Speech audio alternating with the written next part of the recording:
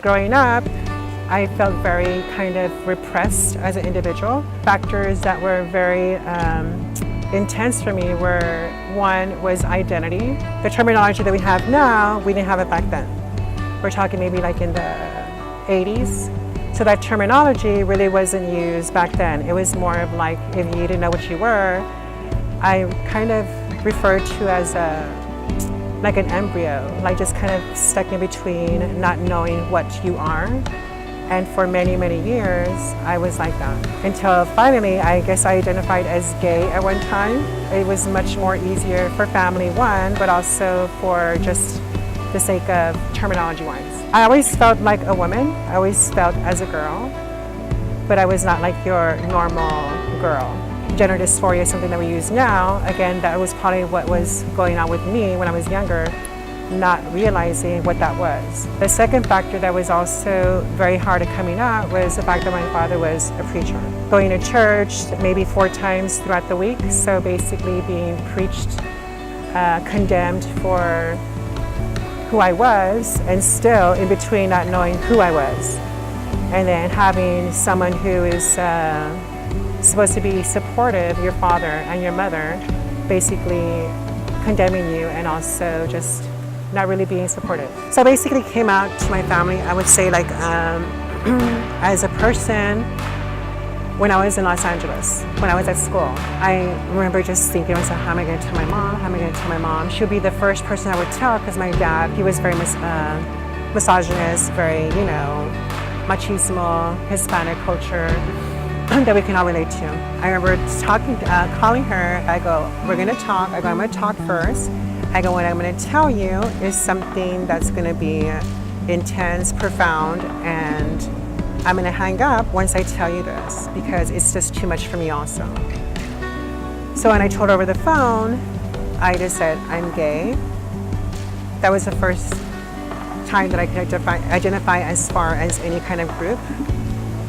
And then I hung up. But before I told her, when I was opening up the conversation, like, Mom, you know, I want to tell you something, and it's something very profound and personal. She immediately said, what, do you have AIDS? So she was very ignorant. So I was like, no. So at that point, I thought to myself, she is already kind of knows that I am gay, you know, or yeah, gay at the time. So hung up, had the conversation, and of course, the whole conversation of you going to hell, all of that was something that was very prevalent with our conversations, because she was a very strong Christian woman.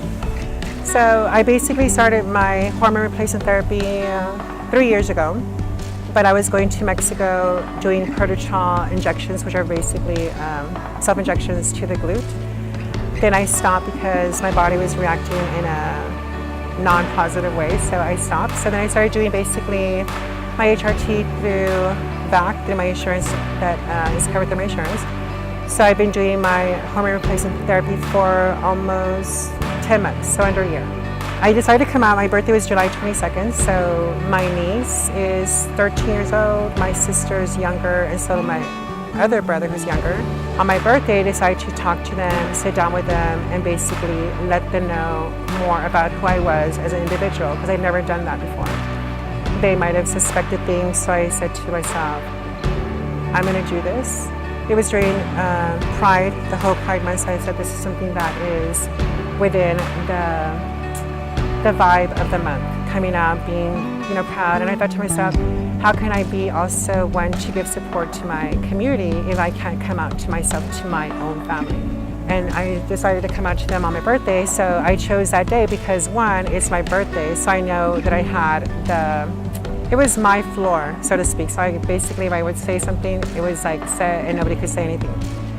My brother sat to my left. He was a supporter of the current individual in administration. I can't even say his name. My sister sat in front of me. My sister knows about my HRT. My niece sat to my right, 13 years old, asking questions, but I never really wanted to answer her questions without my sister being present. I basically told them that I was undergoing my hormone replacement therapy and that I was getting my gender mark changed and also my name changed. I could see the beads of sweat form on my brother's head. My sister that unknown face, because she knows I'm very kind of always have a news. It's something surprising or life-changing. And then my niece was just kind of like in awe. She was just like ready to know, she kind of knew what was going on. And basically I said, and I'm telling you this, I'm coming out to you because I don't want you to hear from someone else of who I am. I have journals. I have like a lot of journals from different years back, and I've never shared those journals to anyone. So I said, I want to share this with you because you're my family, but also because I want you to know who the true self is, who I am as an individual. I was so nervous.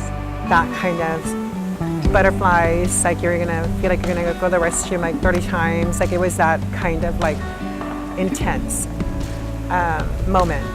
So I basically let everything out, and then my brother, I could tell, was very, very upset.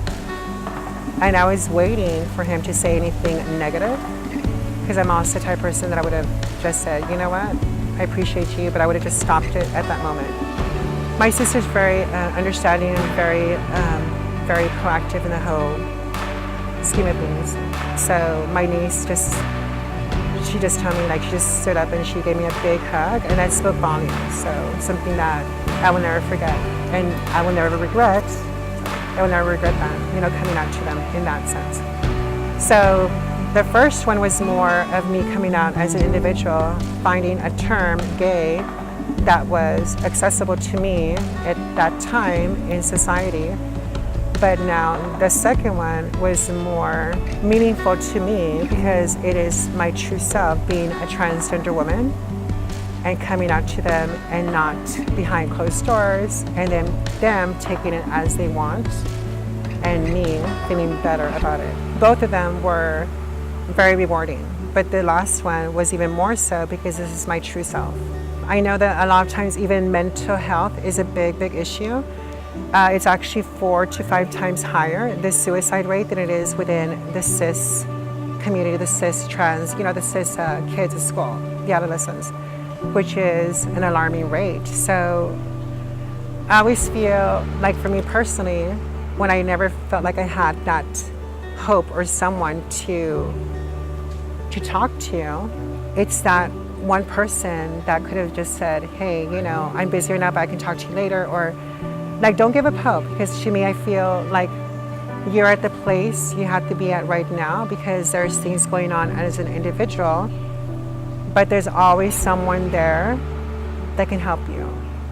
And if not, there's always suicide prevention lines. I know it sounds a little bit kind of cheesy, kind of, like I don't want to do that, but they're there, they're professionals. Or also seek like local help within the community. So there's also Valley AIDS Council, they're full of resources. So it's something where they have viable resources and they can also point you to the right direction.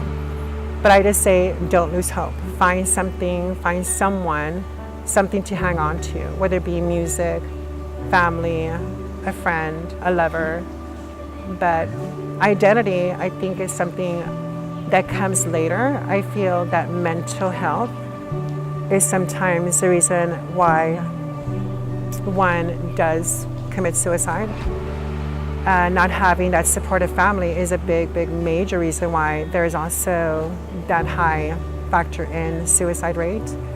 So it's also very imperative that family also opens their ears and really, really empathizes and supports their children. And as I'm so happy that hopefully in the next coming years, we've been talking about the whole, center opening up for kids who are homeless, kids who need that support. So that would be so amazing just to have something like that surface. When I was being asked to be joining the community, I was asked by Valerie Severin, who is like a great person, a wonderful mentor, wonderful being as well. And she suggested to me one day, she goes, how would you feel if you wanted to be part of the trans women's support group? I thought to myself, she sees something that I don't see. So that means obviously she sees something that maybe I will eventually see. And she goes, just think about it. And I thought about it within like that 5-10 minutes where we're still talking. And I said, sure. Because when growing up, I didn't have that support within family first.